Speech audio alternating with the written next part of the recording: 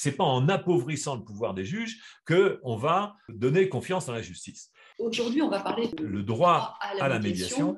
On a fait 2 webinaires dans le cadre des États généraux de la justice, lancés par le ministère de la Justice, initié par Éric Dupond-Moretti. Je vous remercie de votre attention et je vous remercie d'être là. Pour ceux que ça intéresse, on mettra l'enregistrement en partage sur nos réseaux. On a vu 2 thématiques, formation des médiateurs, formation des magistrats.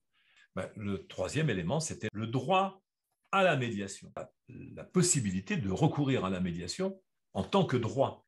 Droit à la médiation. L'enjeu est fortement là. L'enjeu est donc très important de pouvoir faire reconnaître le droit à la médiation, le droit à la médiation, et pas seulement le droit de la médiation. Alors, entre une obligation finalement d'aller en instance judiciaire et d'une obligation à la médiation avec une possibilité de retrouver une liberté dans un dialogue apaisé, il y a 2 poids 2 mesures. Les médiateurs, aujourd'hui, c'est une nouvelle profession. Et seuls pourront l'exercer ceux qui auront le talent de la réflexion. Maintenant, on peut réfléchir posément à ce que signifie le droit à la médiation et non pas seulement le droit de la médiation. Une distinction qui, Edith, va nous faire et va vous proposer. Edith, tu as la parole, je vous remercie. Aujourd'hui, on va parler effectivement de droit à la médiation. Ça s'inscrit, il faut le rappeler, dans le cadre des États généraux de la justice, lancés par le ministère de la Justice, et qui veut répondre en fait à une question qui est comment garantir une meilleure qualité de service, un meilleur fonctionnement de l'institution pour une justice plus rapide et plus efficace. Et là, c'est lancé donc pour tout citoyen, tout partenaire, tout, je dirais, justiciable même, hein, tout particulier peut porter une contribution dans le cadre d'une plateforme qui a été donc élaborée à cet effet, qui s'appelle Parlons Justice. Il faut avant tout donc parler peut-être de la genèse du droit à la justice. Avant de parler du droit à la médiation, il y a un droit qui a été l'accès à la justice, un droit à la justice. Et donc, il y a une définition, une genèse que l'on retrouve ne serait-ce que dans les déclarations universelles des droits de l'homme du 10 décembre 1948. Et c'est l'article 8 qui indique que toute personne a droit à un recours effectif devant les juridictions nationales compétentes contre les actes violant les droits fondamentaux qui lui sont reconnus par la Constitution, par la loi. Donc, c'est un droit fondamental qui est consacré, mais qui, au regard de cette même déclaration universelle, heurte déjà l'article 1er qui indique que quand même tous les êtres humains naissent libres et égaux. Donc, et là, le fait de dire libres et égaux, eh bien, on peut s'apercevoir que recourir à cette justice, eh bien, suppose de renoncer à sa liberté de décider, sa liberté de choix, de ce qui est bon ou pas pour soi-même. Et là, on peut s'interroger de savoir sur quel modèle idéologique repose l'aspect fondamental de recourir à un tiers pour se mettre sous sa tutelle souveraine. Comment est conçue, en définitive, l'idée de souveraineté dans la vie en société? Peut-être, Jean-Louis, tu pourrais nous apporter quelques éclairages là-dessus. C'est un héritage culturel qui est celui des Lumières. Quand on a à un moment donné imaginé le modèle du contrat social, on a retenu quand même comme modèle de pensée l'idée de la souveraineté qui était créatrice. Quand les gens étaient encore dans cette religiosité de ce qu'ils appelaient eux-mêmes les Lumières, hein, l'obscurantisme de l'époque.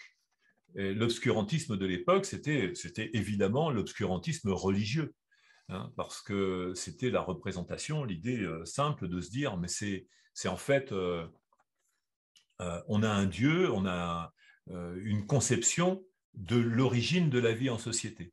Ça paraissait être difficile pour certains de se dire que c'était vraiment ça, l'origine de la vie en société, c'est-à-dire c'était Dieu qui aurait créé l'homme, Adam et Ève, les premiers hommes, et puis en fait, c'est lui qui aurait régenté la manière dont les hommes pouvaient vivre ensemble.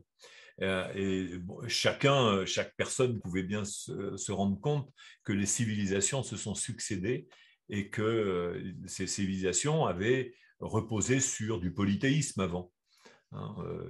Je me suis amusé à rappeler parfois que le polythéisme, c'est quelque chose de relativement récent encore dans l'histoire de l'humanité. Il y a encore des gens qui croient qu'il peut exister plusieurs dieux, mais je veux dire, la civilisation du monothéisme, avec les ruptures du polythéisme, c'est quand même quelque chose de relativement récent. Les Grecs l'ont vécu il y a 400 ans avant Jésus-Christ, et les Romains aussi nous ont transmis un héritage avec la naissance du christianisme, même si le monothéisme c'est un petit peu plus ancien. On va situer à peu près dans les années 800 avant Jésus-Christ, hein, où le monothéisme a vraiment jailli des pensées telles que celles de Zarathustra, peut-être entre 400 et 800 ans avant Jésus-Christ, quoi.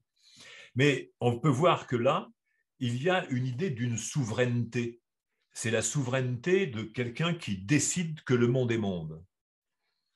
Et pour justifier le pouvoir royal, eh bien, il fallait lui donner le pouvoir, il fallait que ce pouvoir soit issu de la souveraineté, de la volonté divine. Donc, c'est comme ça que les rois étaient directement alignés sur l'idée qu'ils détenaient leur pouvoir de la volonté de Dieu. Le modèle du contrat social est directement inspiré de cette souveraineté. Il fallait un souverain. Alors, les Lumières n'ont pas su s'extraire de ce modèle de pensée. Ils ont créé un mythe, l'état de nature, au regard de la nécessité de justifier le principe de souveraineté. Donc, il fallait pour eux un souverain. Dans l'organisation sociale, il faut un souverain. Quand on y pense aujourd'hui, on est tellement imprégné de cette idée-là que peut-on imaginer une société qui ne serait pas gouvernée par quelqu'un qui serait l'autorité suprême. Il y a un mythe qui est entretenu comme c'est une autorité suprême qui fait qu'on est là. C'est difficile d'imaginer les choses autrement. Donc le contrat social repose sur ce mythe qui est de la souveraineté. On voit comme ça que les gens vont aller vers un juge qui détient ce pouvoir souverain de décider pour les gens. Le politique, par exemple, est privateur. Une fois qu'il est élu, eh bien, il est élu et il décide du reste. C'est-à-dire qu'il n'y a plus de consultation, même si de temps en temps, on pourrait dire qu'il y aurait pouvoir du référendum comme en Suisse, etc. Mais ça reste quand même très illusoire. Alors, et on a des difficultés à imaginer que ça pourrait être autrement. Et donc, quand on arrive avec la profession de médiateur, on vient bousculer cette représentation rien que par un petit espace. Le petit espace, c'est celui du règlement des conflits. On se dit, ben, pour régler un conflit, en fait, il suffirait de faire appel à un tiers qui serait un médiateur, hein, et puis qui aiderait les gens à retrouver une condition de qualité relationnelle. Et ce tiers pourrait permettre d'éveiller chez les gens leur liberté, leur capacité de décider et de réfléchir par eux-mêmes pour pouvoir aboutir à une réflexion, une décision à laquelle ils vont adhérer pour mettre un terme à un conflit qui provient de quoi? Qui provient d'une difficulté de faire face à ces états émotionnels. Alors, il y en a certains qui diraient de gérer leurs émotions. J'évite d'utiliser l'expression gérer parce qu'à chaque fois, ça renvoie au système économique. Mais ce n'est pas mon propos. Mon propos, il est de dire, c'est de permettre aux gens de découvrir et de comprendre leur fonctionnement émotionnel. C'est-à-dire d'apprendre de leur propre nature. Alors c'est incident. Comme ça, on se dit, ben oui, on voit, il y a un médiateur qui intervient. Mais en fait, quand il intervient comme ça, ce médiateur, ben, il remet en question tout le modèle qui était justifié antérieurement. C'est-à-dire qu'avant, quand il y avait un différend, ben, il fallait recourir au duel. C'était la manière de régler les conflits. Mais le duel, c'était en faisant appel à la volonté divine. Et aujourd'hui, pour régler les conflits, jusqu'à maintenant, on fait appel à un magistrat. un juge. Et on voit bien qu'une décision pérenne, vraiment pérenne, c'est celle qui fait l'entente entre les parties. Il se peut, de ce fait-là, que la décision du juge fasse l'entente entre les parties. Alors, je disais hier que pour crédibiliser la justice, il faut renforcer le pouvoir des juges. Ce n'est pas en appauvrissant le pouvoir des juges qu'on va donner confiance dans la justice. Par contre, il faut pouvoir créer un espace nouveau pour l'exercice de la liberté de décision, c'est-à-dire le droit à la médiation. Et c'est là qu'on a un autre droit qui apparaît, qui est un droit fondamental, qui n'est pas un droit juridique, mais qui est un droit fondamental, hein, qui pourrait être inscrit dans la Constitution, en tout cas c'est notre proposition, c'est celui de pouvoir décider par soi-même, avec l'aide d'un tiers. Et là, c'est la remise en cause fondamentale du système souverain. Il n'y a plus quelqu'un qui va décider pour moi. Est-ce que c'est quelque chose qu'on peut développer comme culture? Est-ce que c'est imaginable, ça? Eh bien, c'est ça le vrai défi. Ce que tu dis, en définitive, c'est qu'on est parti d'un paradigme, celui du contrat social, avec effectivement des déclarations et des bonnes volontés, en fait, des Lumières. Parce qu'à l'époque, Rousseau ou même Locke avaient donc des bonnes intentions, et pour eux, il fallait protéger bien évidemment l'individu, mais l'erreur, c'est qu'ils avaient un référentiel d'autorité avec un référencement donc confessionnel, puisque que ce soit Locke, lui, il était quand même protestant ecclésiastique, et on avait Rousseau qui était bien catholique quand même, avec ses tendances catholiques. Donc quelque part, avec ce référentiel qu'ils avaient, ils n'ont pas su faire autrement que de mettre en place un système juridique qui n'était en définitive qu'une réplique de ce qu'ils connaissaient, c'est-à-dire une réplique d'un courant confessionnel avec effectivement une autorité souveraine. Et c'est un peu le paradoxe que l'on ressent dans cette déclaration universelle, parce que quand on parle de liberté de l'individu et d'égalité de cet individu, eh bien, paradoxalement, donc, comme je le disais, article 8, on se retrouve avec cet individu qui finalement laisse sa liberté au bénéfice de cette autorité souveraine qui est le pouvoir judiciaire. Et même mieux, dans cet article premier, on parle même de peuple souverain. Donc vraiment, la notion de souveraineté est là, mais on parle de peuple souverain. Et on voit que ce peuple souverain n'est en définitive pas dans la liberté. Alors, le droit, d'une manière générale, c'est des règles de bonne conduite que l'on applique maintenant petit à petit. On voit aujourd'hui que ce contrat social, c'est toutes ces lois qui privent l'individu de toute liberté. Et d'ailleurs, on voit qu'il y a un certain nombre de fictions. Hein, tu l'as rappelé, quand on dit « nul n'est censé ignorer la loi », c'est une belle fiction parce qu'aujourd'hui, je défie qui que ce soit de nous dire qu'il connaît l'ensemble des textes. Si les avocats sont spécialisés, ce n'est pas pour rien, c'est parce qu'ils ne pouvaient maîtriser qu'une partie de cette loi. Quand tu parles du peuple, le pouvoir du peuple, il faut déjà bien comprendre ce qu'est une personne morale. Parce que ça repose sur quelque chose qui s'appelle une fiction juridique.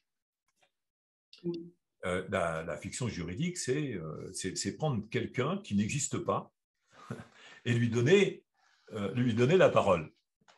Par exemple, lorsqu'un représentant d'une entreprise s'exprime, on dit l'entreprise un tel pense que l'entreprise, ça ne pense pas. C'est le dirigeant de l'entreprise qui pense que. Hein. Donc, on voit bien que là, il y a quelque chose qui est faux et qui permet de justifier le système souverain. Le fait de déléguer des pouvoirs, est-ce que je délègue une représentation ou un pouvoir? Qu'est-ce qui se passe? Il y a aussi une fiction, d'ailleurs, qui est importante à propos de liberté, qui est de dire que ma liberté s'arrête là où commence celle des autres. Ce matin, j'entendais un confrère donc, de Montpellier qui avait donc établi une vidéo et celui-ci parlait de liberté absolue. Donc là, on parle de liberté relative, liberté absolue. C'est pour dire qu'on est véritablement dans une problématique, je dirais, de définition de la notion de liberté. Et ma liberté s'arrête là où commence celle des autres. C'est tout à fait paradoxal parce que par rapport à l'amoncellement de textes que l'on a, eh bien, comment sait-on où sont nos droits, où sont les droits de l'autre? Donc, quand je parle de droit, je parle de liberté parce qu'en fait, on est dans ce référentiel en fait juridique. Et là aussi, on est véritablement sur l'héritage des Lumières. Alors peut-être cet héritage des Lumières est peut-être dépassé, on dira. Que peut-être effectivement, si comme tu le disais Jean-Louis, la médiation, quand on parle de médiation et quand on parle de médiation professionnelle avec la notion d'entente et d'entente sociale, eh bien on bouge effectivement les acquis. Et c'est difficile peut-être de bouger dans ce monde institué quand même depuis des siècles, avec ces référentiels, eh bien de les bouger encore plus et de bouger les lignes en définitive. Et c'est vrai que peut-être ça serait aujourd'hui venu avec justement des notions comme la médiation que l'on sollicite à travers les états généraux de la justice, notamment à travers cette loi qui permet justement de rendre confiance en la justice.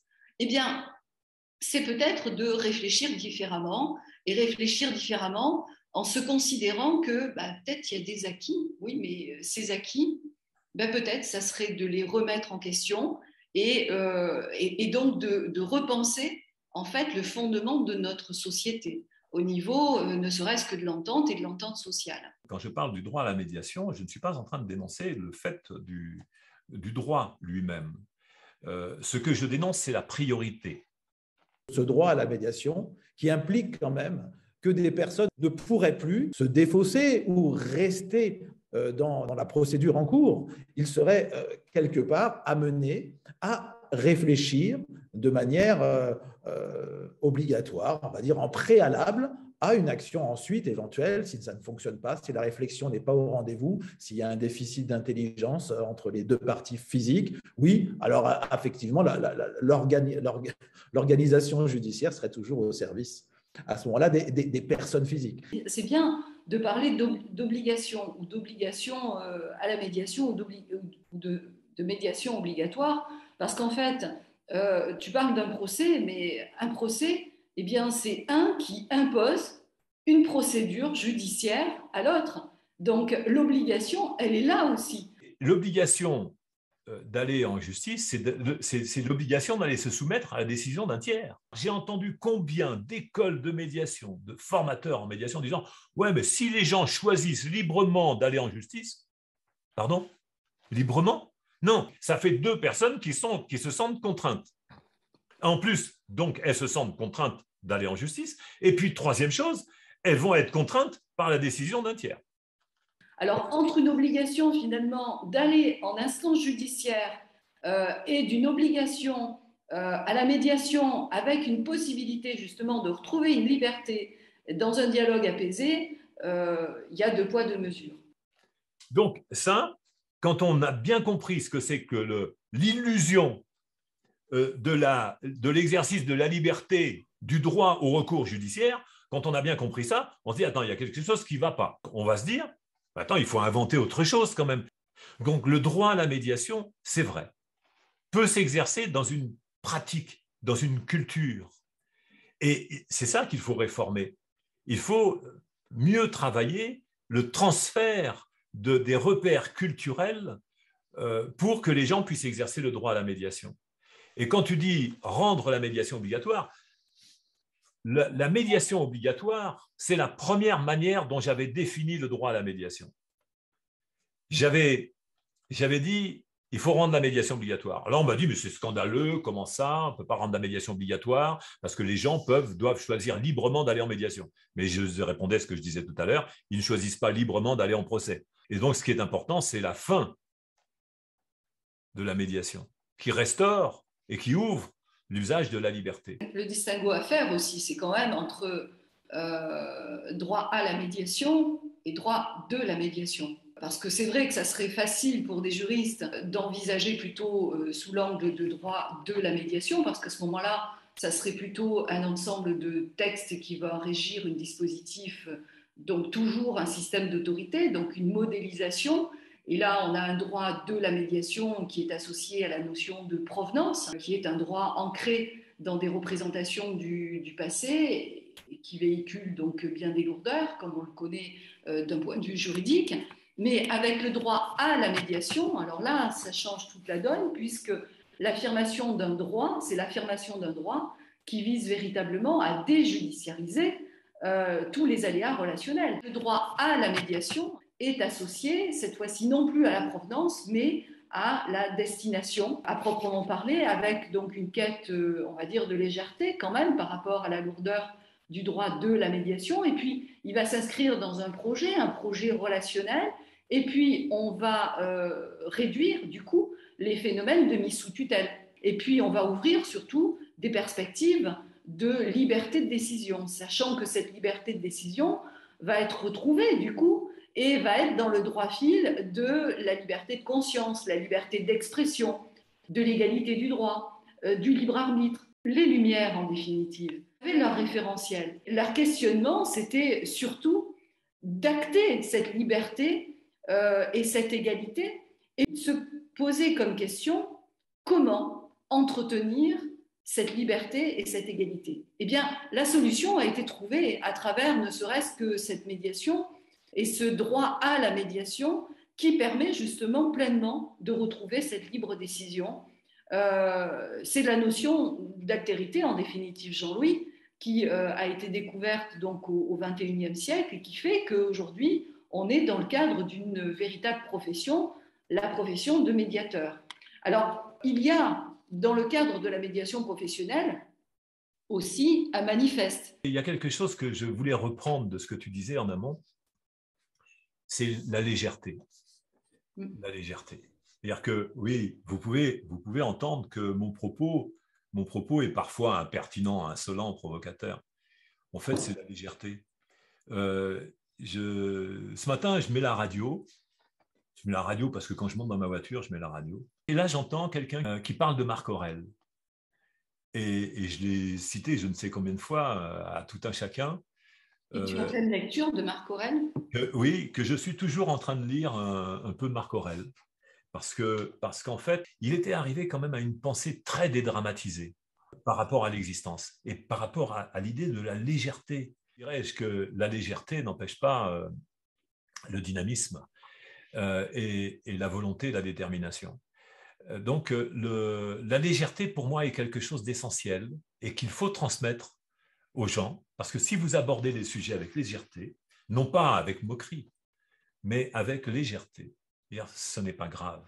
Dans votre tête, si les choses ne sont pas graves, vous verrez que ce sera beaucoup plus facile d'aborder la résolution des conflits, parce que vous porterez sur vous, en vous et dans vos propos, cette légèreté qui fait que les personnes diront, au bout du compte, ouais, c'est pas si grave que ça, ce que je suis en train de vivre. Mais oui, ce qui est grave, c'est quand tu ne peux plus sentir quoi que ce soit et que tu es juste là en train d'observer que tu ne peux plus ressentir. Alors ça, c'est grave, hein, d'être dans des situations d'apathie ou de maladie. Mais là, quand tu es confronté à un conflit et que tu véhicules la légèreté, ben c'est quand même important. Donc, dans le manifeste du droit à la médiation, ce n'est pas écrit ça, cette légèreté. Mais je veux bien la partager avec vous parce que pour moi, c'est essentiel. Et je crois que c'est ce qui a fait que j'ai pu développer ce que j'ai développé. Et donc, dans ce manifeste, il est question de comment exercer ce droit à la médiation. Pourquoi ? Et je verrai que l'une des choses, c'est comment rendre obligatoire le droit à la médiation.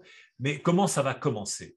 Le manifeste du droit à la médiation, c'est la première des choses, c'est la culture de la médiation, c'est d'enseigner ces repères de qualité relationnelle dans des cours à des enfants. J'imagine, mais peut-être que je rêve, que le milieu de la justice pourrait m'être inspiré si le milieu de l'éducation nationale, qui fait un gros effectif dans notre pays, pouvait être initiateur déjà de la médiation professionnelle. Pour avoir été 18 ans dans les établissements scolaires, ça peut faire exemple pour le milieu de la justice, il me semble, parce que le milieu de la justice, il côtoie des des familles, des enfants la plupart du temps aussi. Et ça peut être force d'exemple. Apprendre à penser, apprendre à réfléchir, apprendre à maîtriser cette pensée. Parce que tout est là. La pensée, c'est l'état émotionnel, c'est le creuset possible de la raison, c'est le creuset de nos inventions, de notre fantaisie. Et comment faire que ce creuset devienne quelque chose que je vais maîtriser et avec ma conscience, c'est-à-dire comment épanouir ma conscience. C'est l'enseignement de la liberté. C'est enseigner la liberté, enseigner le fait que la liberté, ça s'apprend. Ma liberté s'étend au travers de celle des autres. Et ça, c'est quelque chose qui s'apprend, qui se comprend. Parce qu'on est trop enseigné en termes de ma liberté s'arrête à celle des autres, comme une propriété. Mais ce n'est pas une propriété, c'est une invention intellectuelle. C'est quelque chose qui est dans la tête, la liberté. Et ma liberté s'étend au travers de celle d'autrui. Et elle est beaucoup plus libre. Je ne peux pas être libre si tu n'es pas libre. La liberté, ce n'est pas faire n'importe quoi. Vous voyez bien qu'aujourd'hui, avec ma liberté s'arrête à celle d'autrui, eh bien, ce qu'on fait, c'est qu'on parasite l'autrui. C'est ce qu'il faut changer. Et c'est vrai que quand on parle de médiation, c'est quand même très important. C'est que le droit à la médiation, c'est quelque chose de politique, comme le droit d'accès à la justice. C'est politique. Je vous remercie tous et je vous dis au prochain webinaire. Merci à tous les participants.